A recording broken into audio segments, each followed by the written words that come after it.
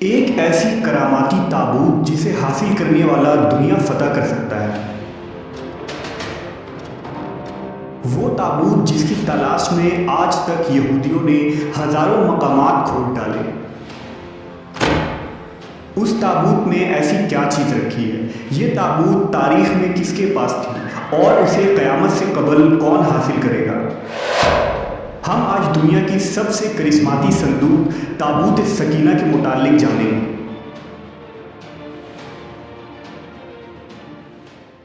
ہر دور میں مسلمان، عیسائی اور یہود ایک دوسرے سے مخالف رہے ہیں، مگر ایک جگہ جس پر تینوں مذاہب متفق ہیں وہ تابوت سکینہ ہے۔ یہ ایک معجزاتی و کراماتی تابوت ہے جو مومنوں کے دل میں سکون و قرار کے غرض سے نازل ہوا تھا اور حضرت آدم علیہ السلام سے خاتم الانبیاء کی میراث رہی، جس کی وجہ سے اس کی عظمت و حرمت بہت زیادہ ہے۔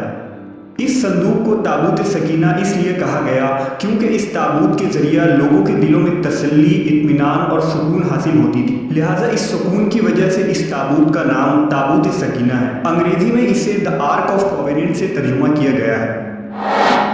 روایتوں کے مطابق یہ صندوق حضرت آدم علیہ السلام پر نازل ہوا تھا، جو شمشاد کی لکڑی سے بنا ایک بھاری صندوق تھا۔ اسے آپ جنت سے اپنے ساتھ اس دنیا میں لے کر آئے تھے اور وفات تک یہ حضرت آدم علیہ السلام کے پاس ہی رہا۔ جب حضرت آدم کی وفات کا وقت آیا تو آپ نے اس صندوق کو اپنے جانشین بیٹے حضرت شیث علیہ السلام کو دے دی۔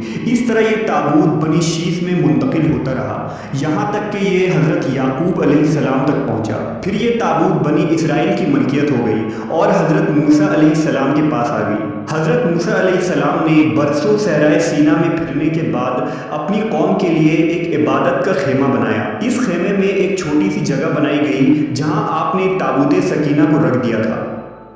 بعد میں اسی جگہ حضرت داؤد علیہ السلام اور حضرت سلیمان علیہ السلام نے ایک عظیم الشان عبادت گاہ کی تعمیر کروائی، جہاں تابوت رکھنے کے لیے ایک عمارت بنوائی گئی جسے ہیکل کا نام دیا گیا۔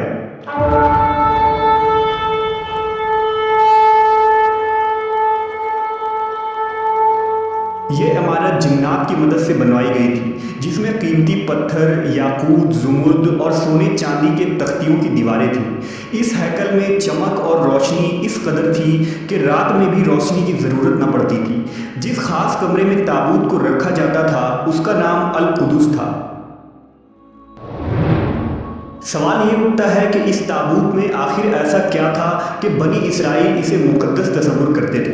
دراصل اس تابوت میں پیغمبروں کے تبرکات تھے، جن میں لوح قرآنی، توریت کی تختیاں کے ٹکڑے، من و سلوہ، حضرت یوسف علیہ السلام کا کرتا، ہارون علیہ السلام کی قبہ، موسیٰ علیہ السلام کا عصا اور امامہ اور حضرت سلیمان علیہ السلام کی انگوٹھی تھی۔ اس کے علاوہ بھی بہت سارے پیغمبروں کے صورتوں کے حلیے بنے ہوئے تھے۔ یہ صندوق بنی اسرائیل کے لیے نہایت ہی مقدس اور بابرکت تھی۔ بنی اسرائیل جب کفار سے جنگ کرتے تھے اور دشمنوں کے بڑے بڑے لشکر دیکھ کر ڈر جاتے تھے اور ان کے دل کی دھڑکنیں تیز ہو جاتی تو وہ اس صندوق کو اپنے آگے رکھ لیتے۔ اس کے بعد اس تابوت سے ایسی رحمتوں اور برکتوں کا ظہور ہوتا کہ بنی اسرائیل کے جوانوں کے دلوں میں سکون و اطمینان پیدا ہو جاتا اور ان کے لرزتے ہوئے دل چٹان کی طرح مضبوط ہو جاتے۔ اس طرح انہیں ہر جنگ میں فتح حاصل ہو جاتی۔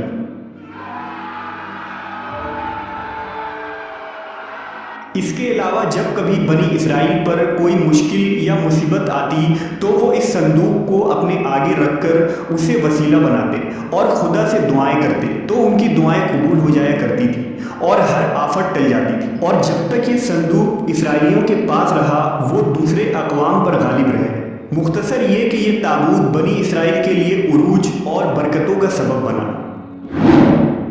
مگر جب بنی اسرائیل طرح طرح کے گناہوں میں ملوث ہو گئے اور ان لوگوں میں سرکشی اور کفر کا دور دورہ ہو گیا تو ان کی بدعمالیوں کی نحوست سے ان پر خدا کا یہ غضب نازل ہو گیا کہ قوم عمالقہ کے کفار نے ایک لشکر جرار کے ساتھ ان لوگوں پر حملہ کر دیا۔ ان کافروں نے بنی اسرائیل کا قتل عام کر کے ان کی بستیوں کو تاخت و تاراج کر ڈالا، عمارتوں کو توڑ پھوڑ کر سارے شہر کو تہس نہس کر دیا اور اس مقدس تابوت کو بھی اٹھا کر لے گئے۔ उन्होंने इस मुकद्दस संदूक को निजासतों के कूड़े खाना में फेंक दिया। लेकिन इस बेअदबी का कौम अमालका पर यह वबाल पड़ा कि ये लोग तरह तरह की बीमारियों और बलाओं में मुब्तला कर दिए गए। लिहाजा कौम अमालका के 5 शहर बिल्कुल बर्बाद और वीरान हो गए और उनमें तरह तरह की बीमारियां फैल गई।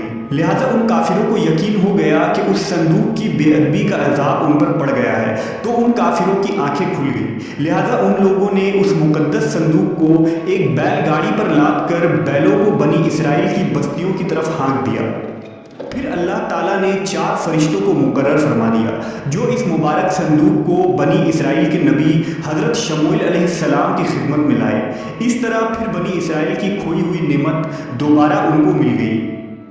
जैसे ही ये ताबूत बनी इसराइल में दोबारा वापस आई, उनकी खोई हुई वक़ार फिर से वापस लौट आई। कुरान मजीद में अल्लाह ताला ने सूरह बकरा में इस वाक़े का जिक्र कुछ इस तरह किया है, और उनसे उनके नबी ने फरमाया कि उसकी बादशाही की निशानी यह है कि तुम्हारे पास वो संदूक आ जाए जिसमें तुम्हारे रब की तरफ से दिलों का चैन है और कुछ बची हुई चीज़ें हैं, और मुअज़्ज़िज़ मूसा और हारून की तरगाह है। इसे फरिश्ते उठाए हुए लाएंगे।